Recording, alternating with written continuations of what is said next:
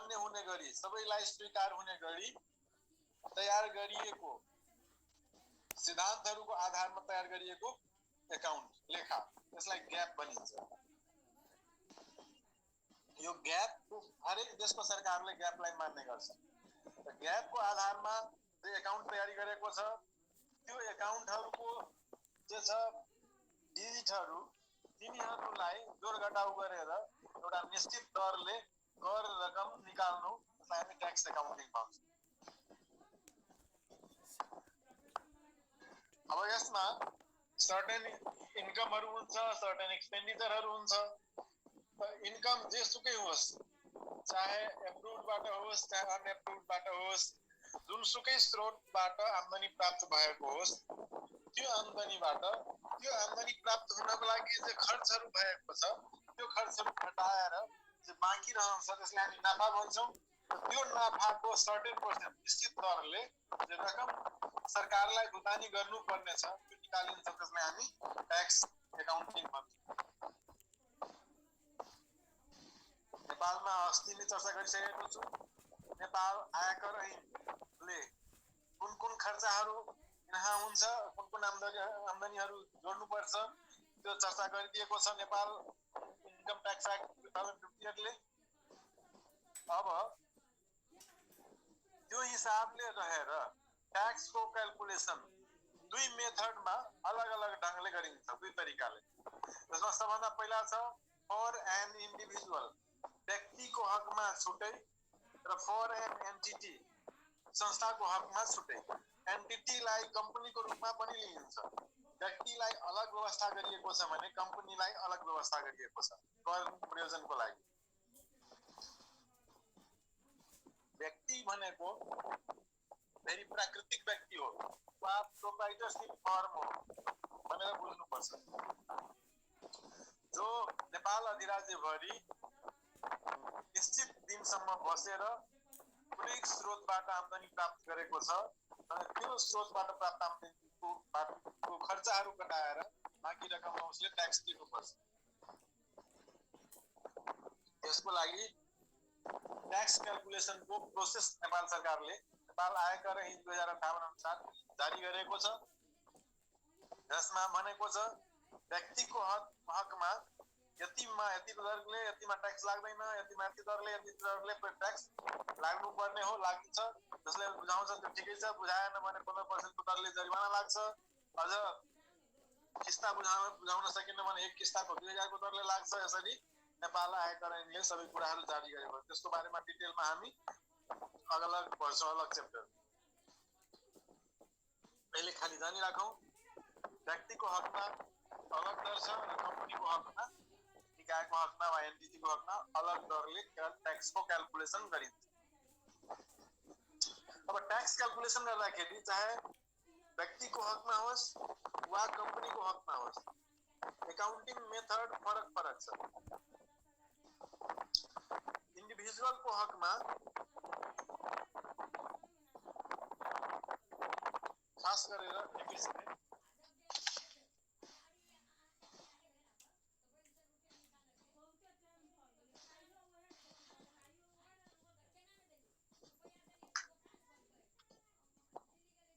मेरो आवाज सुनिन्छ? घर आउँछ?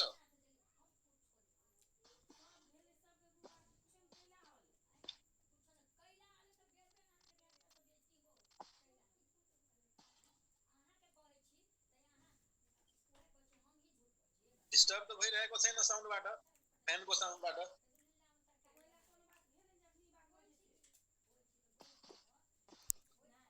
छैन सर, गर्नु नि अगाडि बढाउनु। ठिकै छ।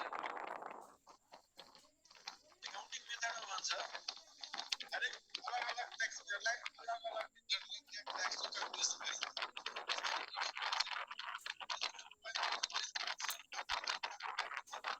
सर अहिले बढी साउन्ड आइरहेको छ सर फ्यानको। हजुर, अहिले बढी आइरहेको थियो सर।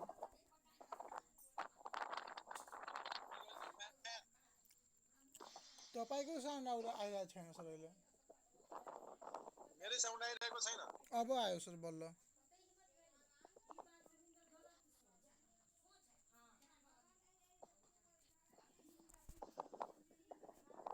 पंखा चलाइरहेको छु पंखामा गर्मी यत्रो छ दुईटा पंखा चलाएर पढाइरहेको छु टेबल फ्यान र सिलिङ फ्यान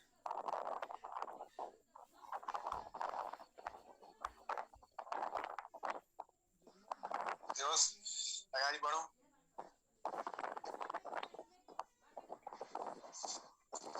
व्यक्तिको हकमा भनेको छ यदि उसले इम्प्लोइमेन्ट इन्कम प्राप्त गरेको छ र इन्भेस्टमेन्टबाट प्राप्त गरेको छ भने उसले एकाउन्टिङ क्याश बेसिसमा गर्नुपर्छ जति नगद प्राप्त हुन्छ त्यो नगद प्राप्तको आधारमा एकाउन्टिङ गरेर ट्याक्स भुक्तानी गर्ने सोल प्रोप्राइटरशिप वा सोल ट्रेडरको हकमा यो बिजनेस इन्कम भयो बिजनेस इन्कमको दुईटै हुन सक्छ क्याश बेसिस वा एक्रुअल बेसिस जुनसुकै राम्रो लाग्छ तर एकचोटि एडप्ट गरिसकेपछि पुनः परिवर्तन गर्न पाउँदैन जबसम्म कर कार्यालयले एप्रुभ गर्दैन तबसम्म परमिसन दिँदैन तबसम्म पार्टनरशिप फर्मको हकमा बिजनेस र इन्भेस्टमेन्ट दुईटै हुन सक्छ आम्दानी यस्तोमा क्याश र एक्रुअल बेसिस दुईटै मेथड हुन सक्छ प्रयोग गरेर हिसाब क्याल्कुलेसन गर्न सक्छ तर कम्पनीको हकमा चाहे बिजनेस इन्कम होस् चाहे इन्भेस्टमेन्ट इन्कम होस् कम्पनीको हकमा एक्रुअल बेसिसमै हिसाब किताबहरू राख्नुपर्छ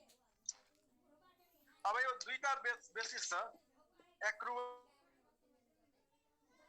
र क्याश बेसिस हुन त एउटा नयाँ मेथड पनि आइसकेको छ जसलाई हाइब्रिड बेसिस पनि भनिन्छ हाइब्रिड बेसिस भनेको मिक्स बेसिस हो आवश्यकता परेको बेलामा क्याश बेसिस आवश्यकता परेको बेलामा एक्रुअल सर्टेन आइटमको लागि क्याश बेसिस सर्टेन आइटमको लागि एक्रुअल बेसिस क्याश बेसिस भनेको के हो त्यो बुझौं क्याश बेसिसबाट एकाउन्ट राख्नु पर्छ हुन्छ जुन बेला नगद प्राप्त हुन्छ त्यो बेला मात्रै हिसाब गर्ने वा जुन बेला नगदको खर्च हुन्छ आउटफ्लो हुन्छ क्याश त्यो बेला मात्रै यदि रेकर्ड राखिन्छ एकाउन्टिङ गरिन्छ भने त्यसलाई हामी क्याश बेसिसमा एकाउन्ट तयारी गरेको कुरा बुझ्छौं भन्छौं यानी मानव घर भाडामा बसेको छ र घर भाडा यदि तिर्नु परेको छैन तिरेको छैन भने त्यो चाहिँ खर्च देखिन आउँदैन जुन बेला खर्च तिर्छ जस्तै असारको अहिले आएर घर भाडा तिरेको छ भदौमा भने भदौमा खर्च देखाउन पाउने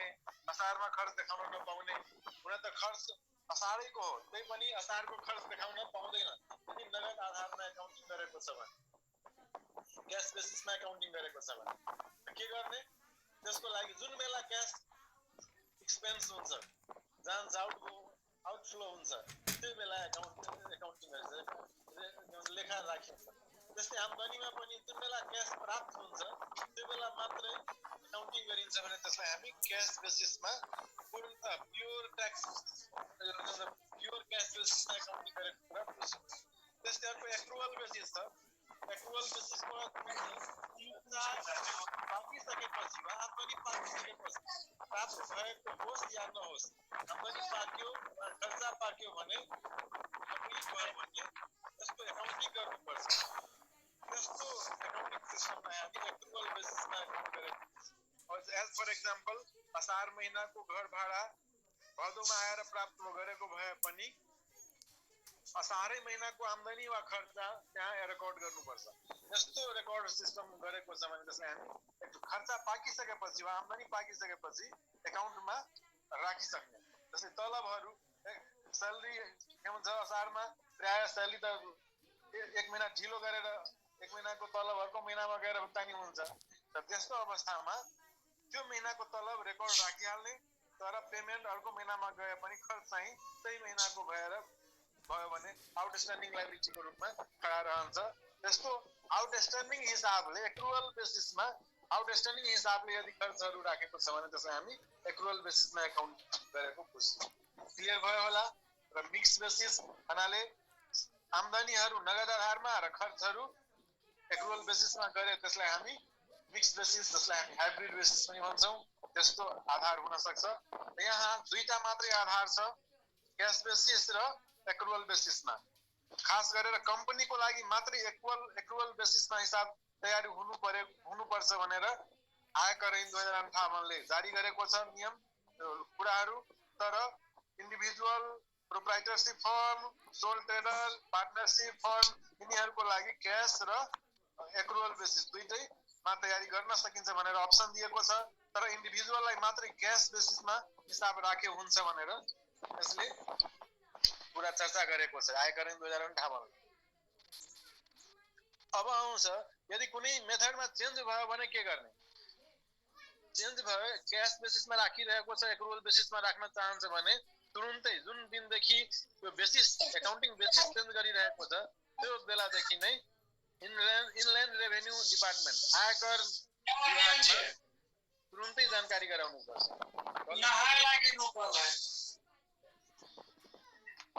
माइक अफ गरेर बोल्नुहोस्। घरमा कुनै कुरा गर्नु छ भने माइक अफ गरेर बोल्नु।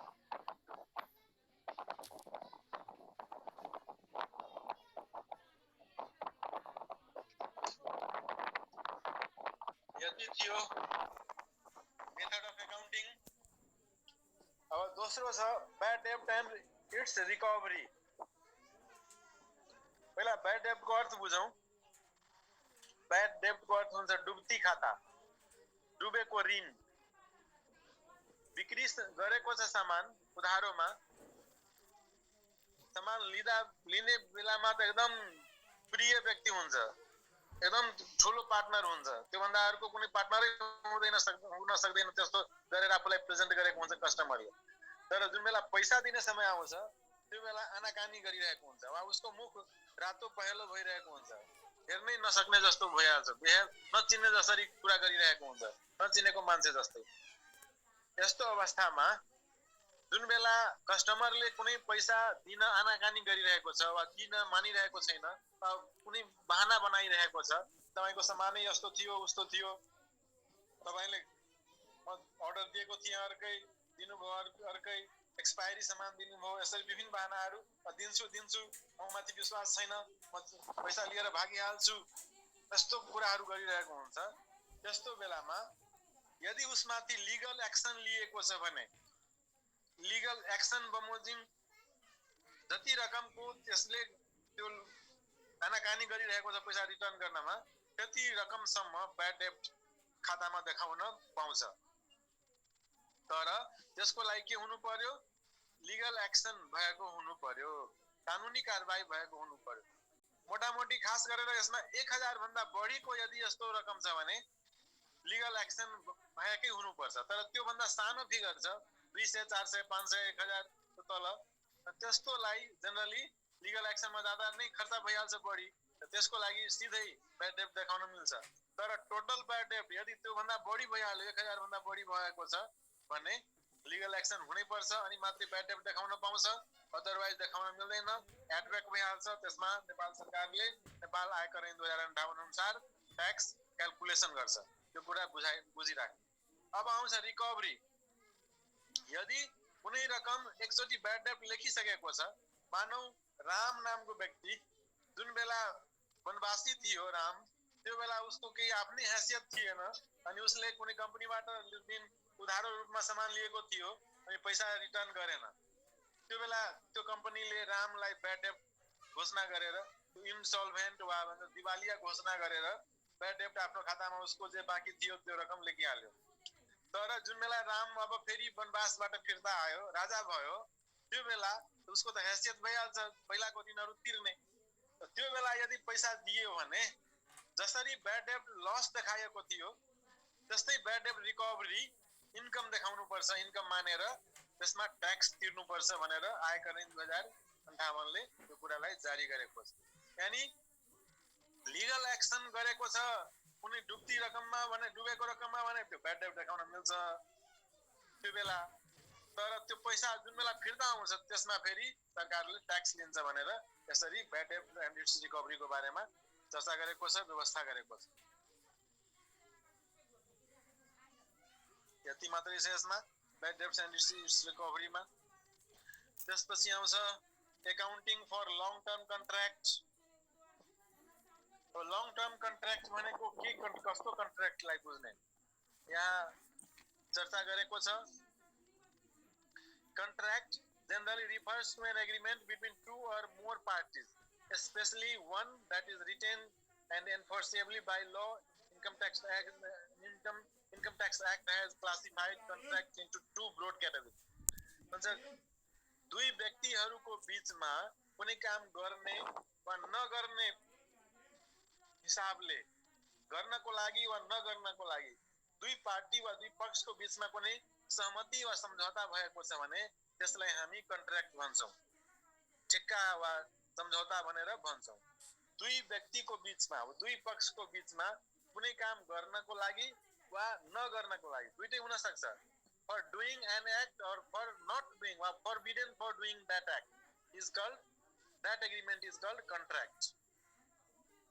अब आयकर ऐन 2058 ले यो कन्ट्र्याक्टलाई दुई वर्गमा बाँडेर ब्रोड क्याटेगोरीमा बाँडेर चर्चा गरेको छ।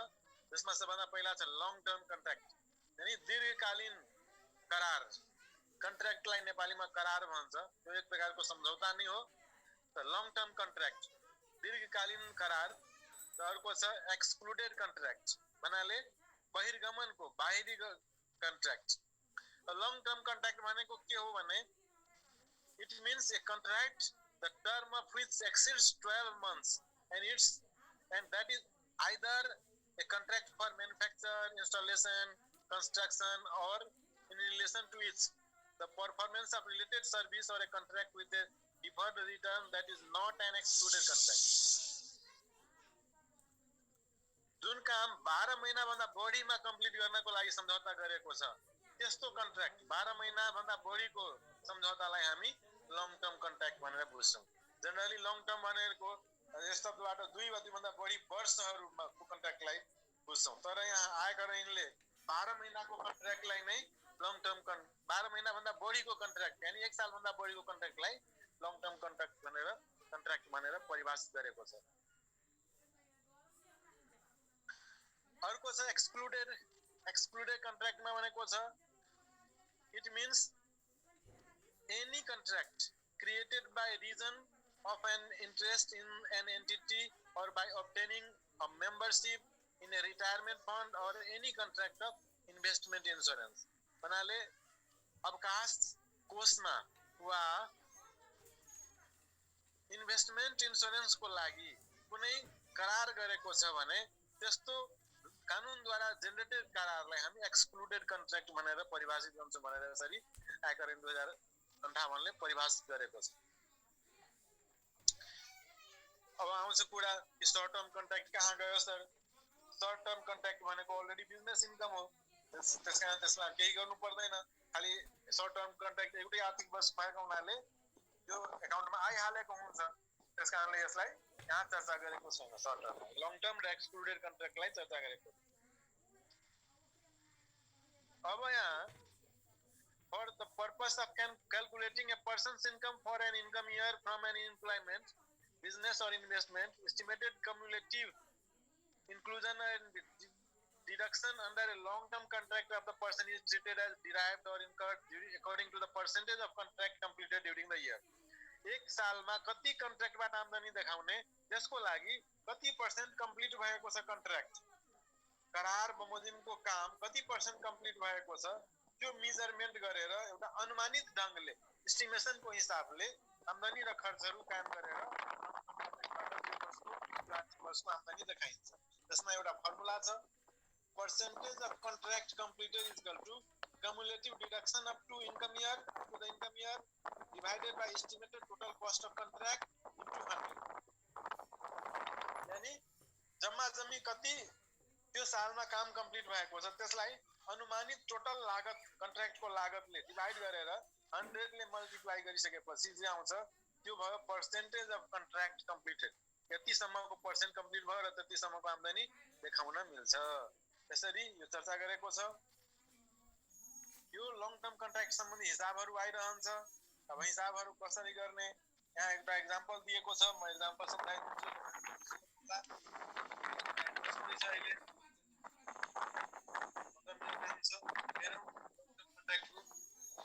यहाँ देखाउँछु म। यो पहिला पंखा फ्यान अफ गरेर त्यसपछि हुन्छ हेर्नुस् हिसाब यहाँ चर्चा गरेको छ एक्जाम्पलमा, इम्पोर्टेन्ट हिसाब हो। त्यसमा यहाँ चर्चा गरेको छ एक्जाम्पल 3 कन्सिडर ए कन्स्ट्रक्सन कन्ट्र्याक्ट विचार गरौँ एउटा निर्माण कम्पनी छ, निर्माण करार छ, with the term of 3 years, 3 वर्षको लागि छ. The contract price and the total estimated cost are rupees 60 billion and 40 billion respectively. भन्नाले कन्ट्र्याक्ट लिएको छ 60 बिलियन मा र एस्टिमेटेड कस्ट यसमा 40 बिलियन लाग्छ भनेर अनुमान गरेको छ. जसलाई फाइदा हुँदैन कन्ट्र्याक्टरलाई त किन कन्ट्र्याक्ट लिन्छ.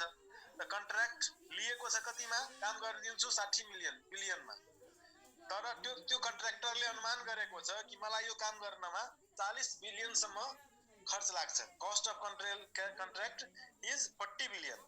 However contract price is 60.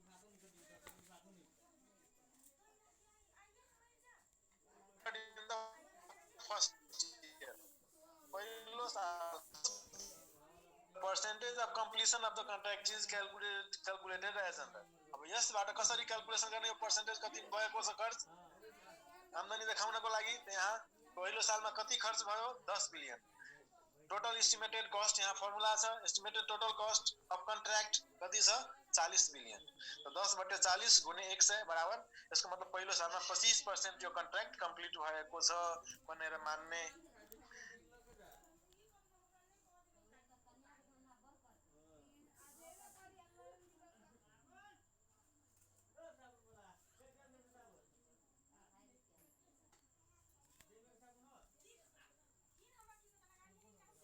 Complete भयो 25% यो फर्मुलामा. अब cumulative inclusion up to the income year is derived multiplying त्यही कुराहरु लेखेको छ. अब त्यो सालको आम्दानी कति देखाउने त, पहिलो सालको हेर्नुस् कम्प्लिट भयो 25%, 60 बिलियन मा लिएको छ त्यो कन्ट्र्याक्ट. टोटल करार भएको छ 60 बिलियन मा कम्प्लिट गरिदिन्छु, जसमा 25% पहिलो वर्षमा कम्प्लिट भएको छ. यसको मतलब 60 बिलियन को 25% पहिलो सालको आम्दानी हो. त्यो बुझ्नु पर्यो. यो हिसाबले त्यो सालको आम्दानी पहिलो सालको 15 बिलियन भयो. त्यसरी निकाल्ने. पहिलो सालको आम्दानी 15 बिलियन भयो. त दोस्रो सालको अब कसरी गर्ने. दोस्रो सालमा फेरि मानौ अब 80% सम्म कम्प्लिट भएको हुन्छ भने 60 बिलियन को 80% निकाल्ने अनि यो 15 बिलियन छ त्यो चाहिँ घटाइदिने. दोस्रो सालको हुन्छ. र तेस्रो सालको जे बाँकी रहन्छ त्यो सबै तेस्रो सालको आम्दानी हुन्छ. त्यही यहाँ क्याल्कुलेसन गरेको छ. यसरी यो हिसाब एकदम इम्पोर्टेन्ट छ.